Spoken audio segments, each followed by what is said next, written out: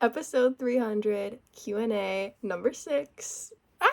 Okay, I'm so excited. I have been doing YouTube for almost 6 years now, which is wild to think about. It feels about like 6 years, so I can kind of believe it, to be honest. A lot of people say I can't even believe it, but I can believe it. It's still wild though. We've got an array of questions. We're just gonna hop right into them. If you guys ever have any questions, you can always leave them in the comments of my videos. I just think doing a Q&A every 50 episodes is pretty fun. So, as you can see, real quick, I'm wearing a sweatshirt that says World Peace, and I hung up a new little thing on my wall over there that's of like a tarot spread.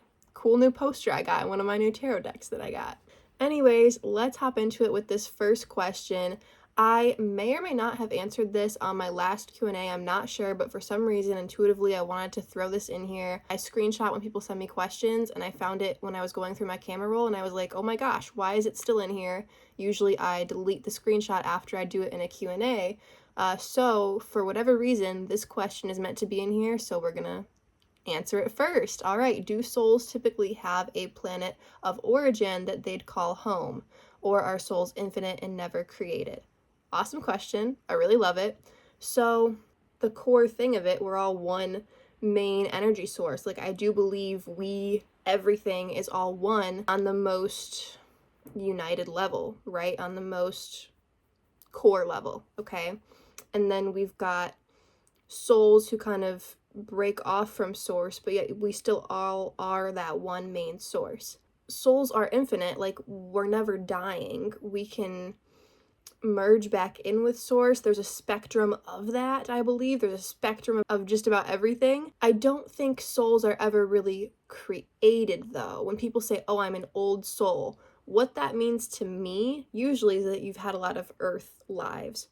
Or there's people who, they started incarnating physically before some other people did. Some people, some souls, if you want to call it that, they remained in that source oneness feeling instead of incarnating physically.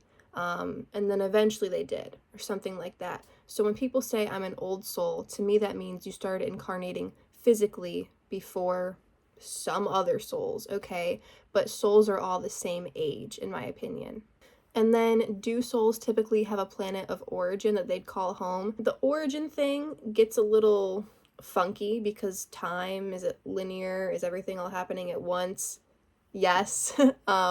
There's kind of a human linear perspective of it, and a lot of people feel like, oh, they originated in Andromeda. Like, that's the first thing with my human brain that I can fathom happened physically. So that's home for a lot of people, or an origin point for a lot of people, the thing that they feel the most connected to. There's a lot of people who have traveled a lot of places, who have incarnated in a lot of different star systems.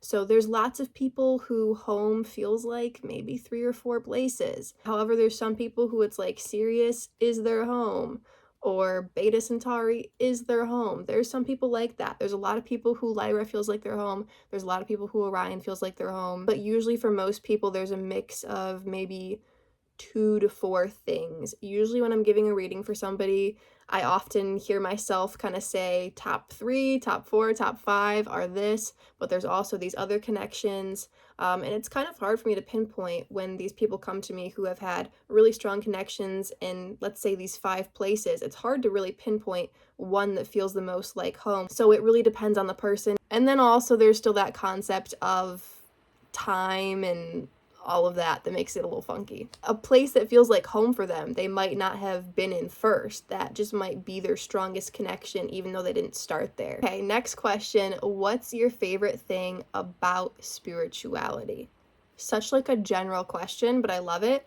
And I think what I like most about spirituality, what I love most about spirituality is, the fact of how general it is. There's so many things within it that you can get into. Therefore, there's always more to get into. There's always more on the spiritual path, the spiritual journey, okay? It's not like spirituality is this one thing. I'm someone who is very scientific, is very spiritual. They must coincide for your theory of the universe to be correct. Like, I believe that very much so. And there's all this different stuff. There's astrology, there's witchy stuff, there's the ET stuff, there's the mediumship, like dead human stuff. There's the health and holistic aspect to it, which comes into play, in my opinion, because when you cleanse your body, then you're able to trust your gut better. You got to cleanse your gut before you can trust your gut, and that's about spirituality. There's the philosophy aspect to it. There's different cultures aspects to it, and mythology, and ancient stories, and ancient civilizations, ancient history, divination tools. All of this stuff comes into play with spirituality. So there's always more you can learn. It just goes back to your basic morals. So it deals with helping people, animals, plants. You just get so into it. There's so much about it. Everything becomes spiritual. Conspiracy theories. It's all a part of spirituality now because it's become a way of life. But I think just constantly learning and growing is my favorite part about spirituality. And the word itself, I just love how general it is because there's always more to get into. What do I like to do for fun? So when somebody asks me this question, I often catch myself going, oh shit, what do I like to do for fun? I'm like, this is fun. Filming YouTube videos, talking to you guys is fun for me. I like to go outside. I like to fling a hula hoop around my arms. I like to occasionally play basketball. I like to do random little things, random little sporty-ish, active, outdoorsy type of things. I like to color. I like to sit on the beach and color with color pencils or markers sometimes. I love to play with my son. But the thing that I like to do for myself that is the most fun, besides just sitting outside in the grass, in the sun with trees by me, soaking up the wisdom from the trees and the mycelium. Besides that, the thing I really like to do most is researching about things that I'm interested in, learning new things, gaining knowledge, gaining wisdom. And then obviously I like to share what I learn and share some of that wisdom with you guys. I like to talk to like-minded people. I do readings and I like to get donations from it because I'm saving up to buy land and I'm really passionate about my future and working towards that constantly. But I really like just talking to people too. It's nice after I do my reading spiel. If somebody wants to talk to me for a while, that's fun to me. Honestly, it's kind of rare, but I love being in person with a group of people who feel like-minded, who feel like they understand similar things that I do. And yeah, I love talking to everybody, but it's just a nicer feeling, a more relatable feeling when I talk to people who can relate to me, who understand what I'm talking about. Even just being with curious hippie people I like, even if they don't necessarily know exactly what I'm talking about, they're not super into it. When I went to Hash Bash and I carried around a sign, even though I don't smoke weed anymore, I went there with my sign, talked to me about aliens, astrology, past lives, all that stuff. And people were like, yo man, far out. I love that. That was such a good feeling to me. I felt so confident. I felt so heard and appreciated. Something that kind of goes into play with this question is, what is my to-do list? What are the other things that I want to do soon? So on my to-do list right now is catch up on YouTube videos, because currently this is episode 300 I'm filming. Supposed to be filming episode 304, so I'm only a couple weeks behind schedule. I'm gonna get back on schedule pretty quick here, and then the next thing really on my to-do list is I am printing out pictures of my son when he was younger, of my teen years, because I have pictures from my childhood that my mom or somebody printed out for me. And actually, when I was younger, I made a scrapbook of me and my two best friends from my childhood. I made a scrapbook of just all three of us and the cute pictures of us. I made that scrapbook when I was in elementary school. I think I was in 4th grade when I made that. Here I am at 23 years old, and I am finally gonna print out pictures of my son when he was younger, and then also, like I said, pictures of me from my teen years, and I'm gonna make 2 different scrapbooks. The reason why I'm thinking of a scrapbook for that is because there's some videos that I filmed, and there's a certain song playing in the background or something. So whenever I see that picture that's a screenshot of that video, or we took the picture right before or right after, the quick little video we filmed for Snapchat or something, and that song was playing in the background. So when I see that image, I think of that song or something. And a photo album just wouldn't really do it justice, because if my kids are looking at it when I'm dead or not there or something, I want them to be able to see kind of the associations I have with that picture, if that makes sense. So that's kind of why I want to put it in a scrapbook, so all my vibes can at least somewhat express themselves around the picture on a page, you know? And the reason why I want to do that is also because of the prepper in me. I feel like big things are coming. We're going to talk about it in future videos pretty soon about what big things I feel like are coming. You guys have already heard me talk about it. 2025, 2026, 2027, 2028, gonna be wild. And some chaotic stuff might happen before it gets super blissful. So the prepper in me wants to prepare. What if the grid goes down? What if phones aren't a thing anymore? I don't want to lose all of my pictures and memories. Like, I'm a very sentimental person, so I want to print out pictures now. And then after I get those scrapbooks and photo albums done, that's like my project I'm doing right now. After that, I'm going to work on my survival binder, printing out recipes, printing out like medical, how to do certain things, just like survival tips and tricks, anything that I would want to know, maps of my local area, things like that. Put it all printed out, laminated in a binder, so in case the internet stops working for some reason, I have stuff in a book, hard copy of it.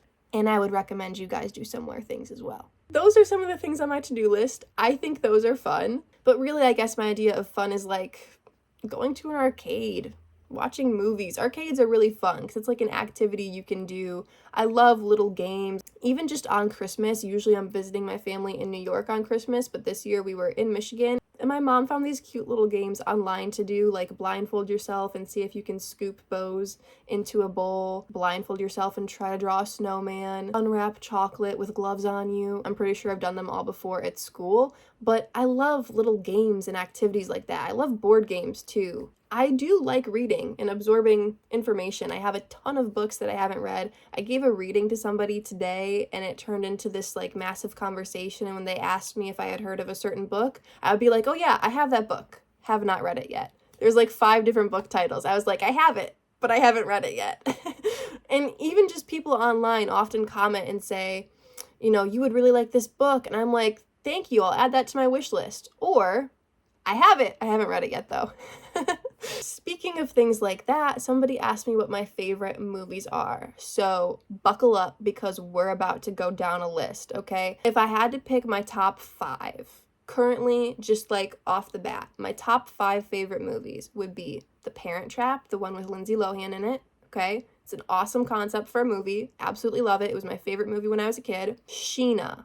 Not a very well-known movie, super underrated. This was also one of my childhood favorites, and now it's like my favorite. Duma, also not a very well-known movie. I love Duma. I love cheetahs. Brother Bear, yes, the animated Brother Bear movie. 1 and Brother Bear 2, they are both amazing. Hotel for Dogs, okay, this, I feel like some people know about this movie, but it's not super popular. It's such a good movie, okay? These kids who are in the foster care system and they help take care of a bunch of dogs and they create this hotel for dogs. I love that movie. Some of my other favorites that are definitely in like my top 15 or 20, but not really in a particular order, are Air Bud and then Air Buddies. The other ones are cool once they go off and do the space adventure and do the desert adventure or whatever, but the Air Bud and then Air Buddies are so good. The Amazing Panda Adventure, not a very well-known movie, but I love it. It's pretty similar to Duma, kind of. It has similar, I don't know, meaning behind it, but The Amazing Panda Adventure is such a good movie. My Cousin Vinny. I don't think I need to say much about it. It's such a good movie. Rain Man. Similar vibes to My Cousin Vinny. So funny. Such a good movie. Freaky Friday. I like the one with Lindsay Lohan because that's the generation that I was in. But I love Freaky Friday. Such a cool movie concept. They've done similar things like Family Switch, that new movie on Netflix and stuff. It's a really cool concept, but Freaky Friday was like the original, so I love it.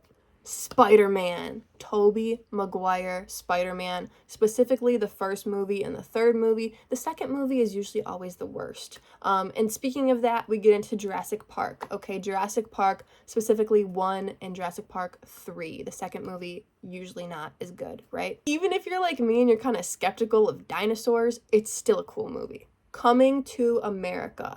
This used to be in my top 5. It's definitely in my top 10. Catch Me If You Can. I watched this in high school in personal finance class, and everybody was like, oh my gosh, this is so vulgar. I can't believe we're watching this in school. I was like, I used to watch this when I was like 10 years old, you guys. Catch Me If You Can, a classic. Big Daddy, Adam Sandler, a classic. We're the Millers. I was like a teenager when this came out, so it was just so fitting for the era that I was in at that time. Such a funny movie. 21 Jump Street. I have actually only seen the one with Jonah Hill and Channing Tatum. I haven't seen the original TV show with like Johnny Depp, but 21 Jump Street, such a funny movie. Talladega Nights was the original like bad movie that I saw as a kid growing up. I thought it was rated R, but it's only PG-13. That was the first real like funny adultish movie that I watched as a kid. Identity Theft, pretty funny movie. Bad Grandpa, Let's Be Cops, Meet the Parents, Meet the Fockers, Johnny Depp, Blow. And then some movies that are really thought-provoking that are based off of books that are really good too. Glass Castle, Into the Wild, Where the Crawdads Sing, Captain Fantastic. I don't know if that's a book or not, but it's a good movie. Kind of similar vibes. Fahrenheit 451, The Giver, Ender's Game, Interstellar, that one has sentimental value to me. If I remember correctly, it's a good movie. Tomorrowland, super cool concept. There's some really weird shit that happens in it, but super cool movie. Delivery Man. That is an interesting concept. The guy has like all of these kids because he was a sperm donor and the sperm bank gave it to way too many women. Cheaper by the Dozen, 1 and 2, awesome movies. Fool's Gold, I loved that movie as a kid. Overboard, I loved that movie as a kid. 50 First Dates, Just Go With It. Beautiful Creatures, that is a good movie. That used to be my favorite movie at one point when I was like a tween or a teen. Beautiful Creatures is such a good movie. It's very witchy. Warm Bodies, where the girl falls in love with a zombie. E.T., classic. LOL with Miley Cyrus, such a good movie. I watched that movie every single day for like 3 months straight as a tween or a teen. Last Song with Miley Cyrus, good movie. Best of Me,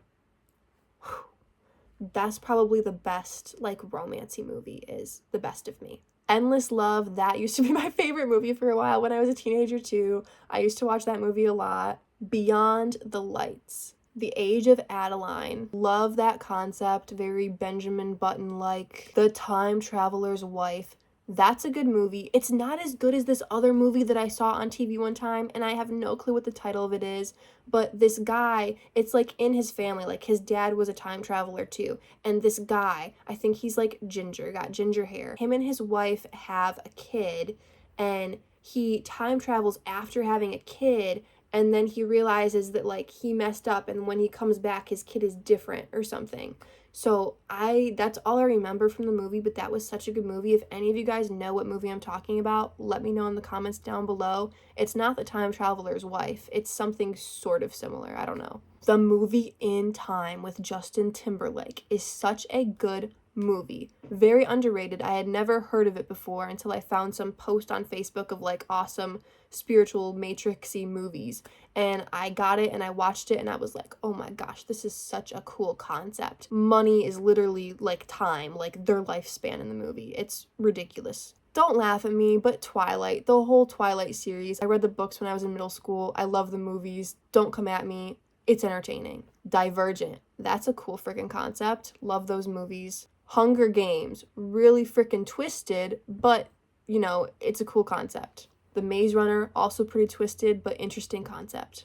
Percy Jackson, okay, I really love those books. I know that the author wasn't thrilled with the movies. He actually helped direct the TV show, I believe. I watched the TV show, pretty freaking cool. I like it better than the movies, I think, but the movies are obviously quicker. As a kid, I used to think TV shows were quicker than movies because they were only like half hour long, or then eventually an hour long once I got older and was watching more adulty shows. And movies are like 2 hours. But a movie is just like one movie, maybe a couple if there's a sequel. But a TV show, there's like a season of it or multiple seasons of it. So in the end, movies are shorter than TV shows. Back to my movie list. Narnia. I love those books. The movies are pretty cool too. Bright. at one point in time, this used to be my favorite movie as well, okay? I saw it for the first time, like, right after I turned 18, and it's just a super cool, alien-y concept. Belly, classic. 8 Mile, classic. Straight Outta Compton, newer movie, amazingly made movie. Boys in the Hood, classic. Marie Antoinette, you guys know I love Marie Antoinette, so obviously I love the Marie Antoinette movie. Even though it's not the most entertaining movie, it is a little boring, but it's a vibe, so I love it. Jumanji, classic. Night at the Museum, such a cool concept. The sequel is not as good, but just the first movie, the whole concept of it is so cool. All right, The Little Mermaid 1 and 2, both amazing. Snow White, Beauty and the Beast. Beauty and the Beast used to be my favorite movie when I was a kid, apparently, but I feel like I'm much more of a Little Mermaid kind of gal. Sleeping Beauty also was a good one. Wizard of Oz used to be my favorite movie when I was a kid, too. I just remembered that. Wizard of Oz. That movie is just, like, terribly orchestrated. Like, there's been so many actors and actresses with health issues because of filming that movie, but it's a classic. Other kid movies that are just classics that I loved: Aristocats, Lady and the Tramp, 101 Dalmatians, 101 Dalmatians 2, 102 Dalmatians with, like, the real actors. That was my favorite. The Lion King, Finding Nemo, Monsters, Inc., and then those, like, Disney movies that were a total era when I was a kid: Sky High, The 13th Year, where the kid turns into a merman, The Luck of the Irish, where the kid turns into a leprechaun, Wendy Wu, A Cinderella Story, Ella Enchanted, Ghostly, Halloween Town, and Twitches. Those are awesome Halloween movies. I love, like, the Casper movies, but Halloween Town and Twitches, those are, like, my childhood memories right there. And then someone also asked me my favorite holiday movies, like Christmassy movies, and The Santa Claus with Tim Allen, 1, 2, and 3, especially the first one, they're just all amazing, okay? Those are, like, top of my movie list regardless of them being Christmas movies. If I had to put the Santa Claus movies in, you know, my top whatever, they would definitely be in my top 15 or 20. Like, The Santa Claus is a good ass movie, even though I'm not really a Christmassy kind of person. Home Alone, those are good ass movies. 1 and 2. The sequel was not a flop. 1 and 2 are amazing. There's like a 3 and 4 that are not that great, but Home Alone 1 and 2 with the original actor, those are top 15, top 20 movies without a doubt. Those are awesome. The Grinch is cool, like the Grinch cartoon is cool, but the one with people in it, with like Jim Carrey in it, I thought that was really cool. Prancer is good. That's not a very well-known Christmassy movie. Prancer is my favorite reindeer, in case anyone was wondering, but Prancer is a good movie. Rudolph the Red-Nosed Reindeer, classic. Island of Misfit Toys, A Year Without a Santa Claus, and then in the A Year Without a Santa Claus DVD that I have, there's also like Nestor the Donkey and some kind of Baby New Year movie. Those are all cool. The Baby New Year movie is real cool. Santa Claus is Coming to Town, classic. Polar Express used to be interesting to me, like it was a cool concept to me when I was a kid, and now I'm just extremely creeped out by it. Like, kids getting on a train ran by Tom Hanks in the middle of the night, and going to like the North Pole just is extremely creepy to me, so I really don't like that movie. Also, just the weird AI characters in it doesn't sit right. It's really weird. Now, quickly, some TV shows that are my favorite. Silent Library, if you know, you know. Fantasy Factory, Robin Big, Ridiculousness, but Ridiculousness doesn't even compare to Fantasy Factory and Robin Big. Like, those were way better than Ridiculousness, in my opinion, but I love Rob Dyrdek. Mac Miller and the Most Dope Family, that was such a good TV show. It had a short runtime, but it was awesome. Teen Mom OG, Teen Mom 2, and 16 and Pregnant. I used to like it when I was a tween and a teen. I don't know why. It was entertaining to me. As you can see, the law of attraction played out. I don't watch that stuff anymore, though. It's not the same as it was. Bates Motel, I used to really like. Norman Bates and Norma Bates. Oh my god, that was such a good show, Bates Motel. It came out when I was such a good age for it, too, to watch it. Creep Show I used to watch. I remember one day in middle school, I think it was, there was a Creep Show marathon on TV, and my dad kept me home from school so I could watch Creep Show with him. Supernatural, I just now got into this like the past year. I'm still watching it. I forget what season I'm on, but that is such a cool freaking show. Definitely top 5 without a doubt, Supernatural. The 100 in my top 5 without a doubt. Such a good series. I have the books too because actually there's books on them, which I didn't know until recently. But I love that TV show. The 4400, such a good show. Manifest, also such a good show. I just remembered The Walking Dead. That is such a good show too. Percy Jackson TV show I mentioned. Wizards of Waverly Place, like the original. Now there's a reboot, which I watched, and it's pretty cool too. But the original Wizards, amazing. Top 5 TV shows, without a doubt.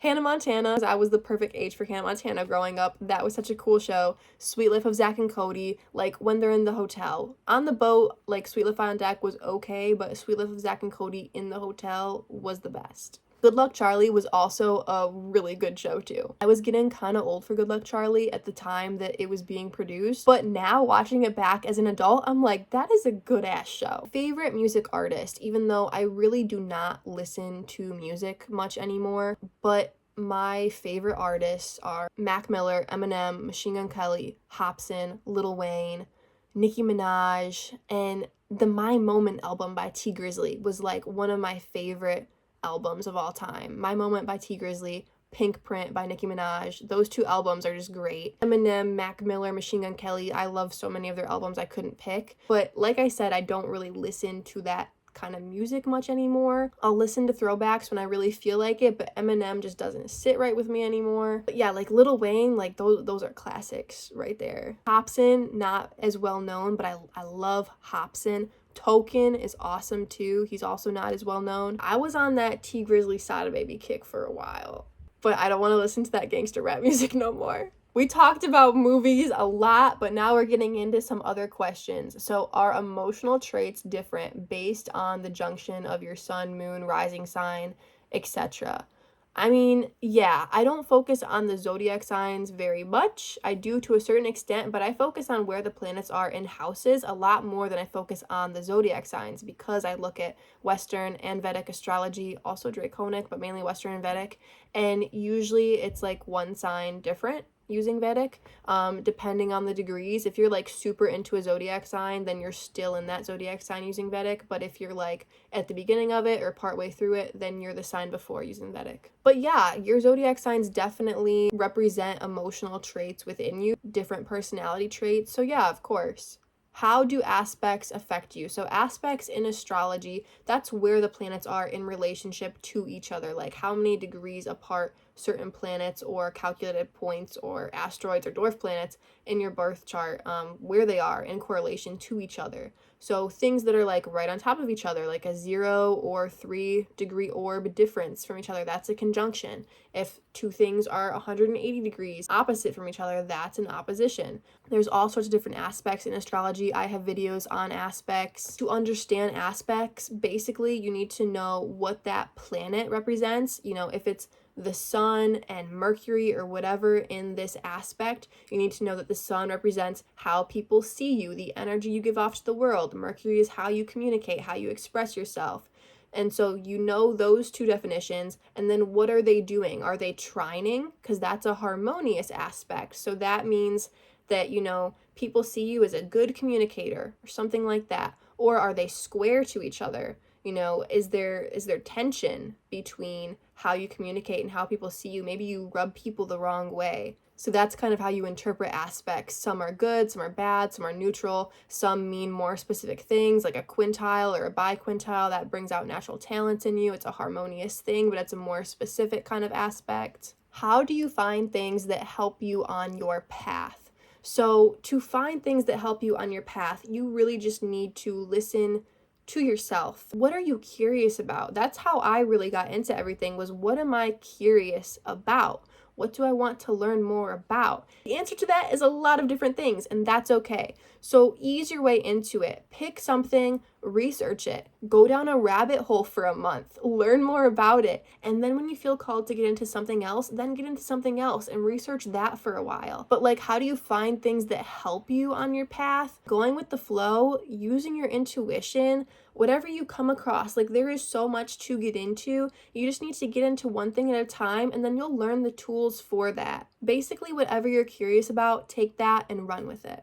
Things that are good for just everybody to get into would be survival preparation and just like health conscious stuff. Smaller brands instead of big corporations, getting into things that have better ingredients for your armpits, for your mouth, for your scalp, all of that. And then kind of a follow-up question to that, how do you find the right tools for you that open up your gifts, purpose, and help you on all levels?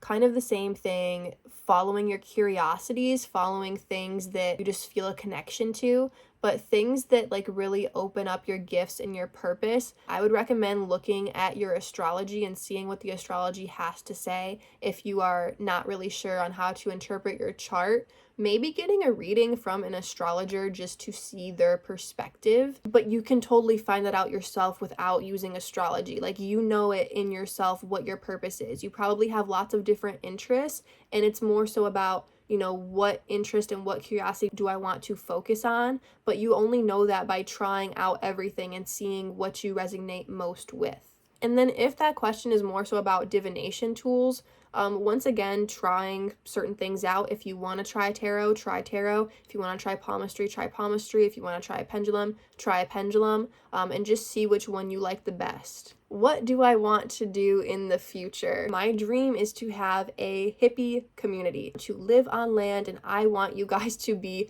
my neighbors. I want somebody to make soap, somebody to make salad, somebody to help build the houses and help plan them out, somebody who knows how to deliver a baby and who knows how to cure any wounds and be like a doctor. People with all of these different backgrounds to come together so that we can have our own self-sufficient together community off grid, so we don't have to rely on any government or big corporation. We can do it ourselves together, like a village. That's what I want to achieve in the future. And then what I want to do while doing that is to host like retreats. So people, even if they're not ready to move to the community, I want them to be able to come to the outskirts of it and visit in this like pavilion meant for people who are visiting. I might eventually want to help guide people through plant medicine ceremonies. I'm not really sure.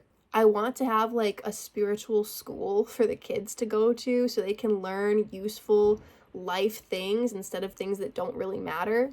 I want to travel the world in the future. That's really what I want to do. I want to finish writing my book and I want to publish it and then write more books in the future. I want to get so far published and then maybe in the future I can do farther and then like far out or something. But so far is the first book I'm gonna do, and I want to finish that in the near future. I also want to get more into herbs. What herbs are good for certain things? What herbs heal certain issues within the body? That I really want to get more into. This question is specifically about this like plantwave device that I have that's really cool. You hook it up to two different parts of a plant or two plants that are close together who might be communicating. But basically what it does is it converts like the nutrients and the stuff that's being sent from wherever you have this clipped onto to wherever you have this clipped onto, so you can see kind of the like beat that the nutrients is being sent by. I like it because I see how much this area of the plant is communicating with this area, or if this plant's communicating with this nearby plant through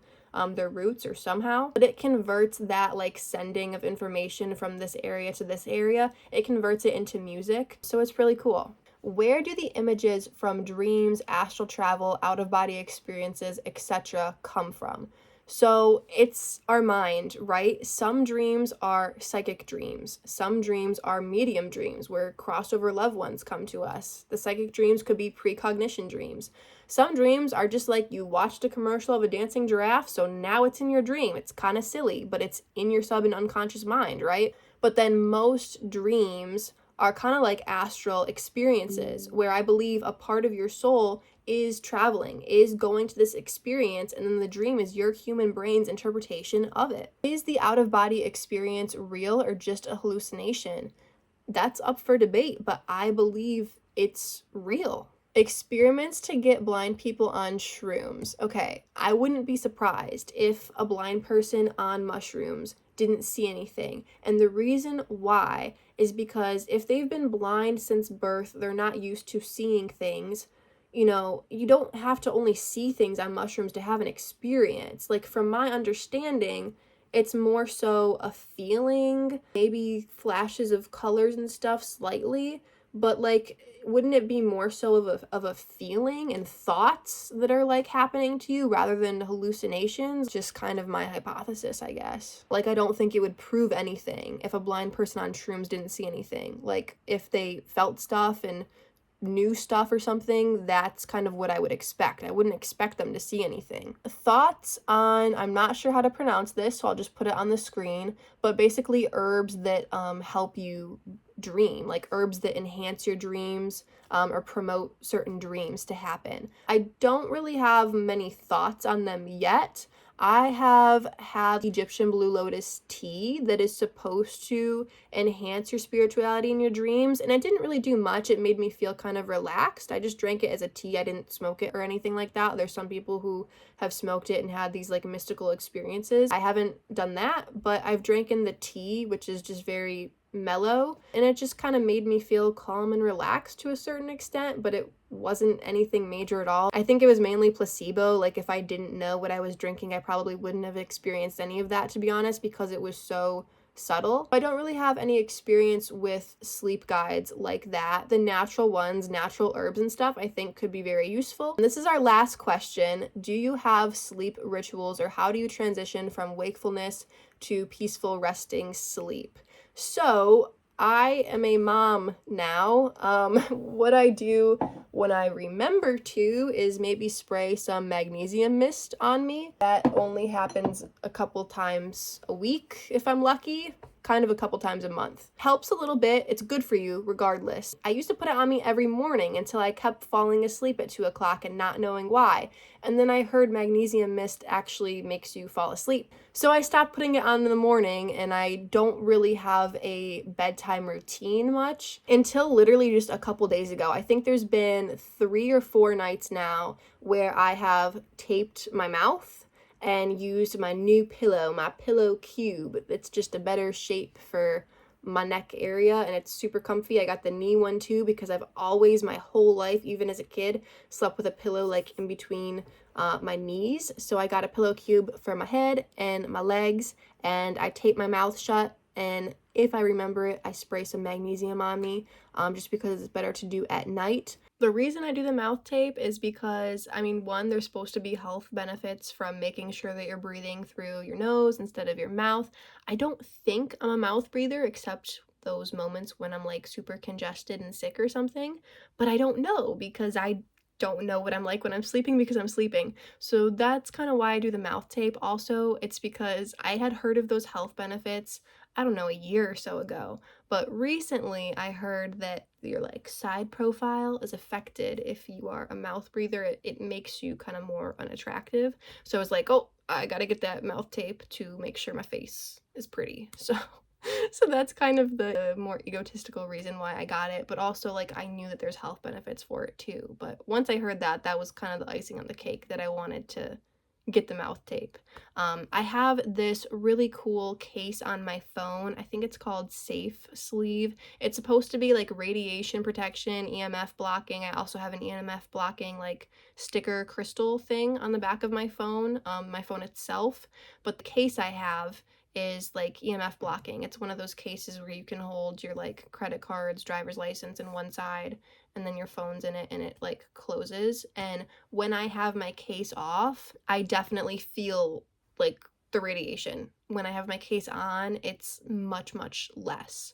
So having that phone case on my phone, it makes me feel safe having it kind of close by me, to be honest. I used to try to put it away from me, but ever since I got this case, it just feels intuitively, and I feel like I can literally feel the radiation in my brain be like next to nothing. So it's okay for me to have my phone by me when I'm sleeping when it has this case on. I've heard of like Wi-Fi remote control shutting off thing so you can turn your Wi-Fi off at night. I don't have one. It seems kind of complicated to me. I'm not very tech savvy, and I feel like when the Wi-Fi goes out and then gets turned back on, there's issues with my TV and stuff. So I don't know how I feel about the Wi-Fi shutting off thing. Maybe in the future I'll look more into it, but for right now I don't really do anything with electronics for my nighttime routine. Like I said, I'm sure in the future I will, but for now it's just magnesium mist, mouth tape, and my nice new pillow cube. This video has gotten kind of long, so I'm gonna wrap things up.